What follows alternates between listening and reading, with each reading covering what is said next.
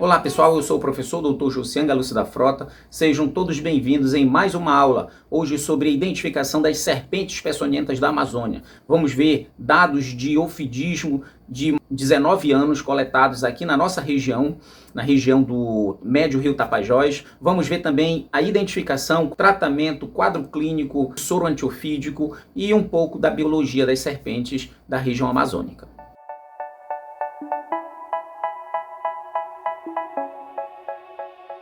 Antes de iniciarmos, tá, para que mais pessoas possam aprender sobre esse tema, possam debater mais sobre esse assunto, não esqueça de compartilhar esse vídeo, não esqueça de se inscrever no canal, aperte aí no sininho para ativar as notificações dos novos vídeos. E se no final você gostar desse vídeo, dê aquele like e não esqueça de compartilhar com os amigos aí, assim você vai estar me incentivando a produzir novos vídeos.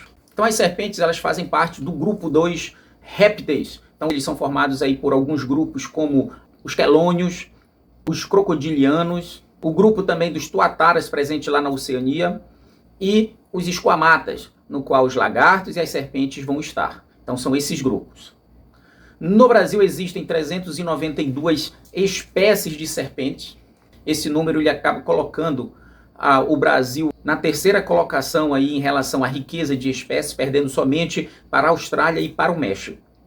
Na Amazônia brasileira existem aproximadamente aí 160 espécies, na região oeste do estado do Pará 97 e na região do Médio Rio Tapajós 72 espécies. As serpentes elas podem facilmente serem confundidas aí com algumas espécies. Existe aí um lagarto ápode chamado popularmente de cobra de vidro, que parece muito com as serpentes. Existe também os anfisbenídeos, que também se parecem com as serpentes, e as cobras cegas, que fazem parte do grupo dos anfíbios, mas nem escama tem, mas também se parece. Cobra cega porque não dá para notar ali o olhinho, e aí por isso esse nome.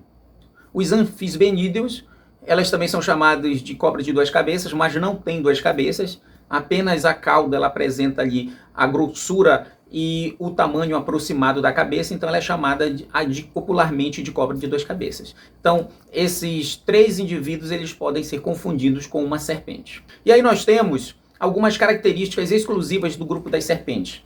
Então, elas não apresentam patas, elas possuem escamas. Vocês podem observar que os anfisbenídeos, as cobras de duas cabeças, elas não apresentam escamas. E as cobras cegas também não apresentam. Não tem pálpebra. Então, se você vê algum animal piscando para você, então significa que aquele animal não é uma cobra. Provavelmente é um lagarto que tem pálpebra.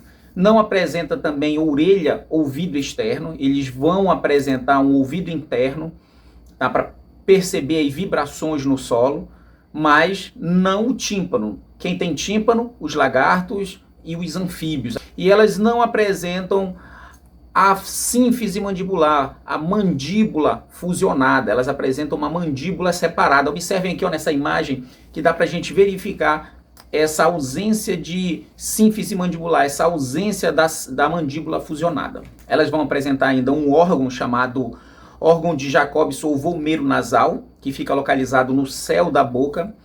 Qual é a função desse órgão? Então a língua ela vai sair da boca e no momento que ela estiver ali, ó, dadejando, ela está coletando moléculas de odor para trazer para o órgão de Jacobson. E aí interpretar que tipo de cheiro é esse. Se é um cheiro de algum animal ou um cheiro de alguma coisa podre. Então a língua tem a função de coletar moléculas de odor, de perceber o cheiro. Então as serpentes elas podem ser terrestres, elas podem ser aquáticas e também arborícolas. Quanto à alimentação, existem espécies generalistas que se alimentam de muitas coisas e existem espécies especialistas que se alimentam apenas de algo específico, como só camarão, centopeias, só anfíbios, peixes, se alimentam de outros répteis como lagartos. Tem serpente que se alimenta de outra serpente, uma cutia, uma capivara. Quanto à reprodução, elas podem ser vivíparas, colocar o filhotinho, ou colocar ovos, ovípara. Então, normalmente, na reprodução, o macho abraça, envolve a fêmea para tentar copular, para tentar introduzir um órgão reprodutor que é duplo, que se chama hemipênis. E esse hemipênis ele varia muito de uma espécie para outra, apresentando vários formatos. Elas trocam de pele, dependendo da espécie, pode levar 2, 3 meses ou mais. Vocês não podem esquecer que um animal peçonhento é aquele que tem um órgão, uma estrutura para inocular a substância. Então a substância é chamada de peçonha. Quem não é peçonhento, é venenoso, não tem essa estrutura para inocular essa substância. Então essa substância se chama veneno. Então na nossa região existem duas famílias de serpentes peçonhentas, que é a família Viperidae e a família Elapídea. Os viperídeos são formados pelas bótropes, a famosa jararaca, pela cascavel, que é a Crotalus, e pela surucucu pico-de-jaca, que é a Lachesis. Já da família das corais verdadeiras, a família Elapídea, nós temos o gênero Micrurus.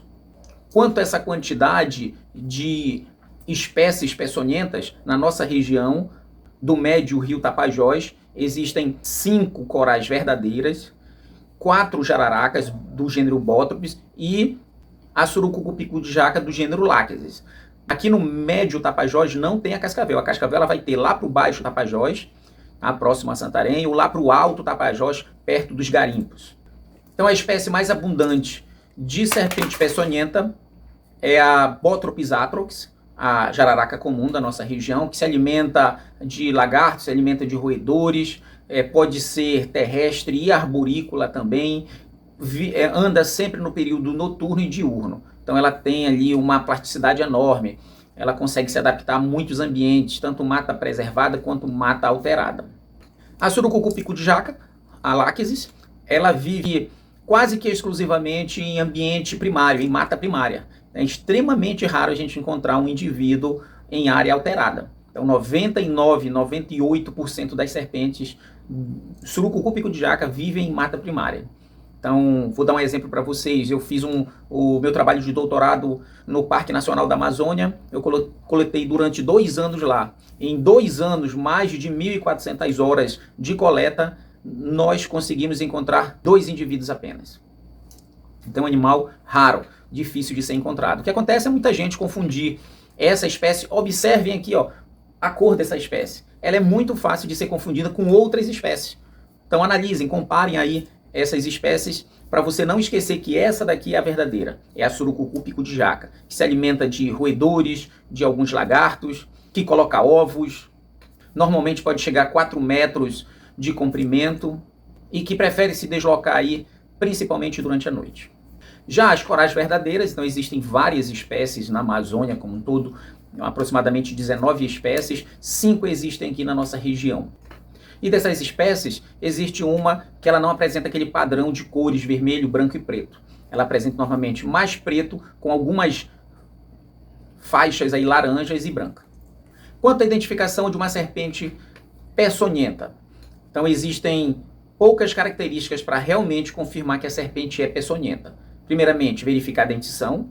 Então existem 4 tipos de dente das serpentes, uma que não é peçonhenta, que é áglifa, e existem 3 que podem gerar e produzir peçonha, como a dentição opistóglifa, comum em algumas serpentes aí chamadas de cobra-cipó, algumas serpentes verdes também, do gênero Philodrias, a dentição proteróglifa das micrurus, das corais verdadeiras, onde o dente ele é pequeno e fica no meio, e a dentição solenóglifa da jararaca, surucucu pico-de-jaca e cascavel, onde ela fica na frente. Então a dentição ela é ótima para dizer que a serpente é peçonhenta. O problema é que você não vai na hora abrir a boca de uma serpente para identificar. Então é bem difícil isso. A outra característica é a fosseta loreal, que é um orifício que fica entre a narina e o olho, que é um órgão termorreceptor, que é um órgão que vai mostrar para a serpente se existe algum animal ali de sangue quente. O que não serve para identificar, para diferenciar uma serpente peçonhenta da não peçonhenta? A cabeça triangular. Então vou colocar aqui, ó, várias imagens para vocês observarem. Então existem serpentes não peçonhentas que apresentam uma cabeça com um formato ali muito parecido de um triângulo. Então essa cabeça triangular, para nossa região aqui da Amazônia brasileira, aqui do Brasil, ela não serve. Então cabeça triangular, existem serpentes peçonhentas e não peçonhentas que apresentam. Outra característica escamas ásperas ou escamas lisas. Existem muitas serpentes com escamas ásperas que não são peçonhentas.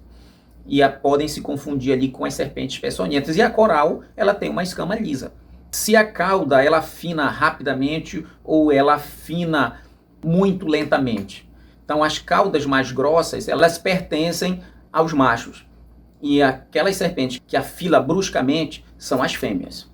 Se as escamas da cabeça são grandes ou pequenas, também não serve. A coral verdadeira apresenta escamas muito grandes, que nem as serpentes não peçonhentas.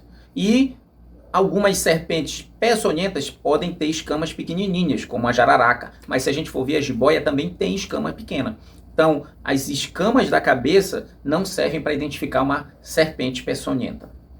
A mordida que ela deixa na pessoa, tá, também não serve. Para que fique o formato direito da dentição da serpente, ela tem que ficar um bom tempo ali, para depois que ela for retirada, verificar ali o formato de todos os dentes. As serpentes peçonhentas, às vezes, elas vão deixar um furinho só, ou muitas vezes passou de raspão, deixando apenas um arranhão. Então, o formato da dentição que fica ali impresso na nossa pele não é bom para identificar uma serpente peçonhenta da não peçonhenta. Se ela arma o bote ou se ela corre, também não serve.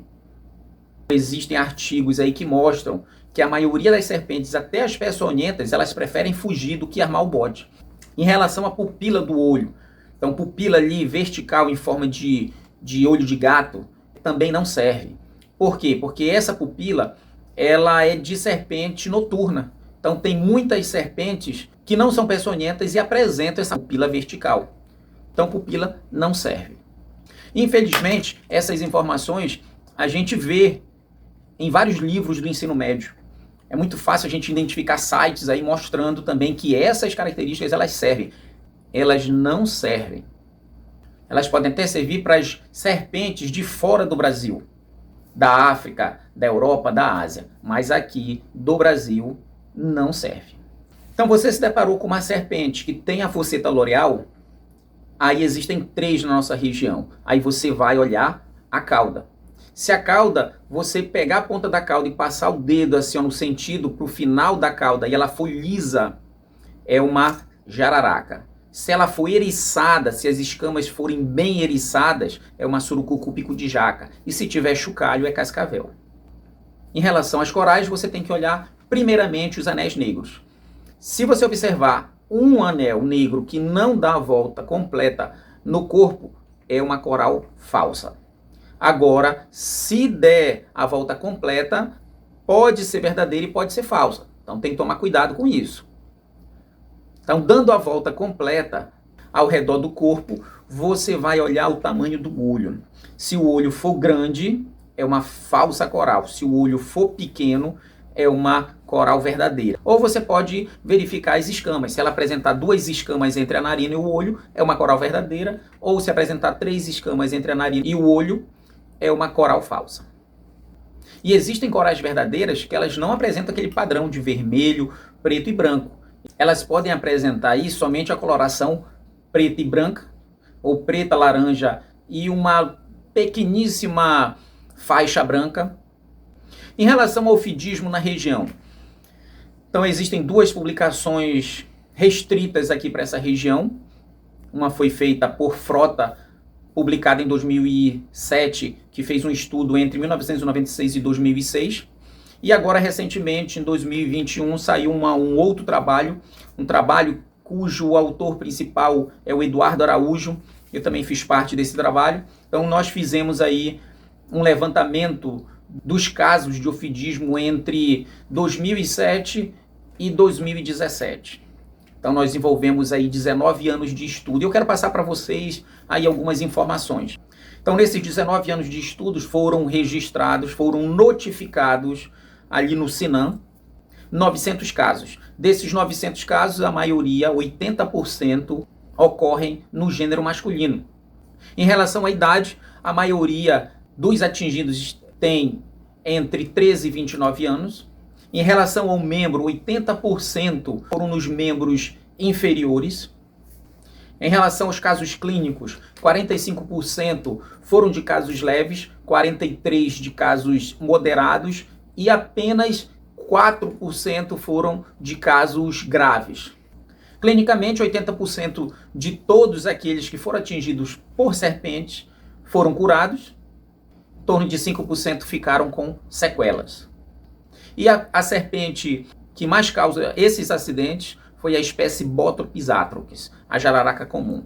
Então ela é responsável aí por 92% desses acidentes. Então, o que fazer quando a pessoa ela for mordida por uma serpente? Então a primeira coisa é levar ao hospital onde vai ter o soro antiofídico. Só existe o soro antiofídico, o soro que já vem com os anticorpos. Tá? Eu já até expliquei a diferença entre soro e vacina. Vou até deixar um card aqui para vocês aqui em cima, para que vocês vejam novamente essa diferença entre soro e vacina. Então existem 4 tipos de soros: o antibotrópico, que é para jararaca, o antilaquético, que é para surucucu de jaca, o antilapídico, que é para coral verdadeira, e o anticrotálico, que é para cascavel.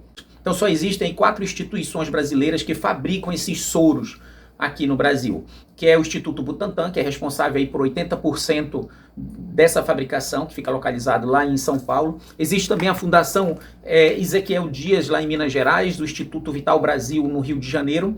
Esses soros eles vão combater atividades fisiopatológicas como, por exemplo, neurotóxico, proteolítico, hemorrágico, coagulante e até miotóxico. Então existem aproximadamente aí 20 enzimas presentes nessas serpentes que chegam a prejudicar o nosso organismo. Para a jararaca, que a gente chama de acidente botrópico, existe o acidente leve, o moderado e o grave.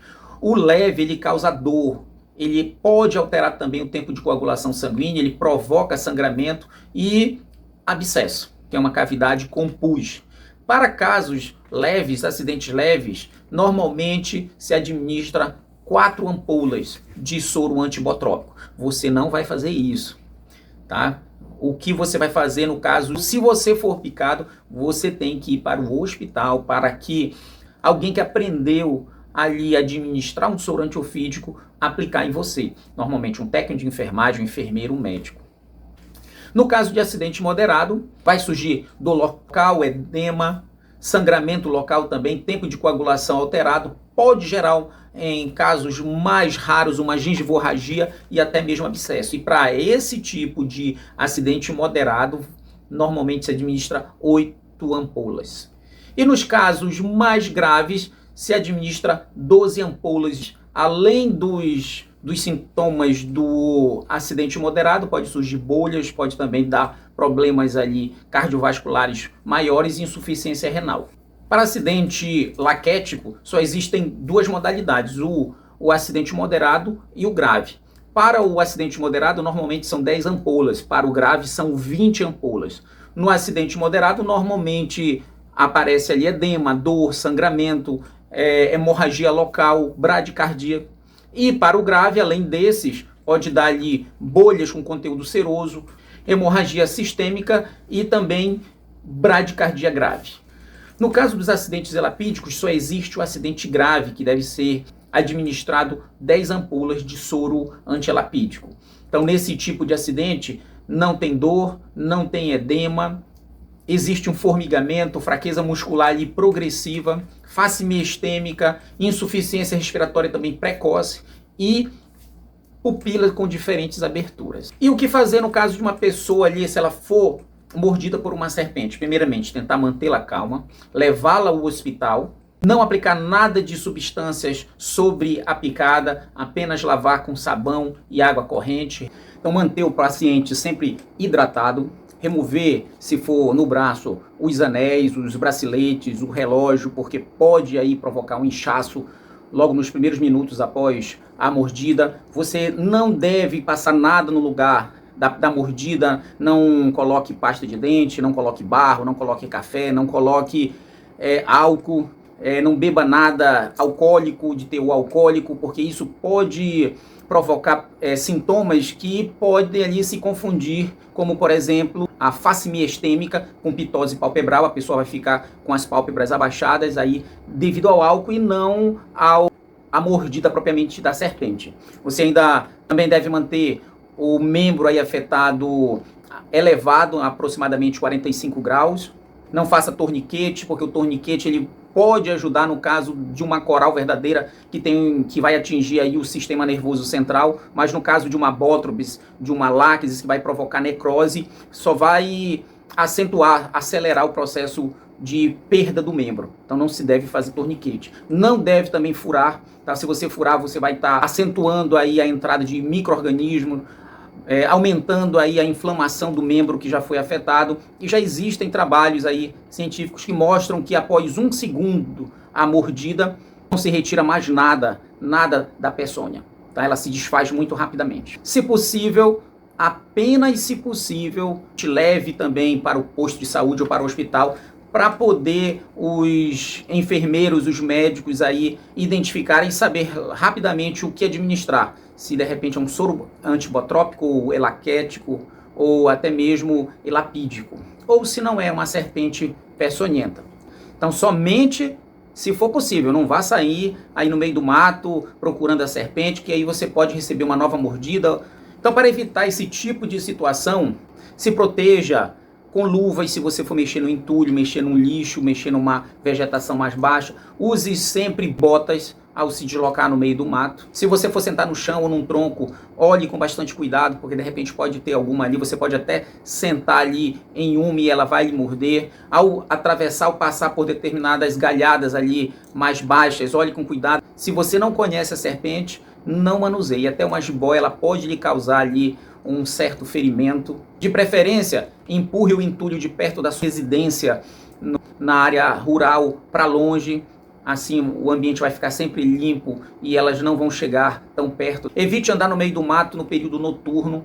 Tá? Muitas serpentes peçonhentas elas preferem andar nesse momento à procura de alimentação.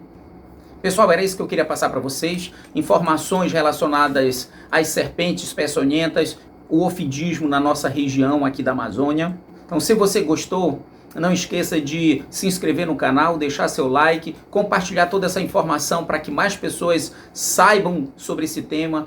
Então, a gente se vê aí numa próxima aula. Muito obrigado, pessoal!